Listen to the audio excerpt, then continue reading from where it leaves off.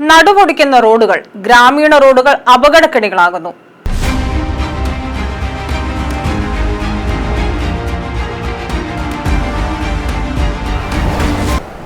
നമസ്കാരം, ജനശബ്ദം ന്യൂസിലേക്ക് സ്വാഗതം. തകർന്നു കിടക്കുന്ന ഗ്രാമീണ റോഡുകൾ യാത്രക്കാരുടെ നടുവൊടിക്കുന്നു.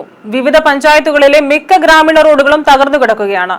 ആറന്മുള, മല്ലപ്പുഴശ്ശേരി, മെഴുവേലി പഞ്ചായത്തുകളിലെ നിരവധി റോഡുകൾ തകർന്ന് വാഹനയാത്ര ദുഷ്കരമായിട്ടുണ്ട്.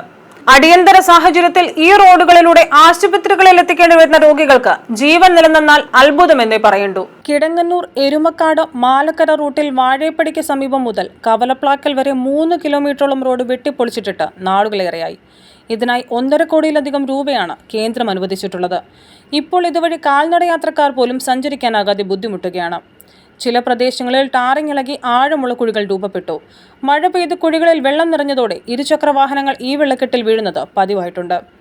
ആറന്മുള, തുരുത്തിമല റോഡ്, എരുമക്കാട്ട് നിന്നും കോട്ടയ്ക്കകം, കിടങ്ങന്നൂർ, നാൽക്കാലിക്കൽ, വല്ലന എന്നിവിടങ്ങളിലേക്കുള്ള റോഡുകൾ, മെഴുവേലി കുറുന്താർ റോഡ്, കാരിത്തോട്ട, മെഴുവേലി വായനശാല, ശാലം, യാക്കോബായ പള്ളി റോഡ് തുടങ്ങി നാട്ടുകാർക്ക് വിവിധ സ്ഥലങ്ങളിലേക്ക് വേഗത്തിൽ എത്തിച്ചേരാനുള്ള റോഡുകളെല്ലാം തകരാറിലാണ്. അധ്യയന വർഷം ആരംഭിക്കാൻ 1 മാസം അവശേഷിക്കെ റോഡുകളുടെ നവീകരണത്തിന് വേണ്ട നടപടികൾ കൈക്കൊള്ളാൻ അധികൃതർക്ക് കഴിഞ്ഞിട്ടില്ല. റോഡുകളുടെ ശോച്യാവസ്ഥ പരിഹരിച്ച് സഞ്ചാരയോഗ്യമാക്കണമെന്ന് നാട്ടുകാർ ആവശ്യപ്പെടുന്നു. മുഴുവനും പൊളിഞ്ഞു കിടക്കുക. അതുകൊണ്ട് തുരുത്തിമല, എടയാറന്മുള, കോട്ടയ്ക്കകം ഈ സൈഡ് വഴി ഒന്നും വാഹനത്തിനോ യാത്രക്കാർക്കോ പോകാൻ വളരെ ബുദ്ധിമുട്ടാണ്. അതുകൊണ്ട് ദയവ് ഇത് ഒന്ന് അനുവദിച്ച് തരുമാറാകണമെന്ന് താഴ്മയായിട്ട് അപേക്ഷിക്കുന്നു. കേരളത്തിലെ റോഡുകളുടെ ശോചനീയാവസ്ഥയെ ഹൈക്കോടതി രൂക്ഷമായി വിമർശിച്ചിരുന്നു. News bureau, Kozhencherry.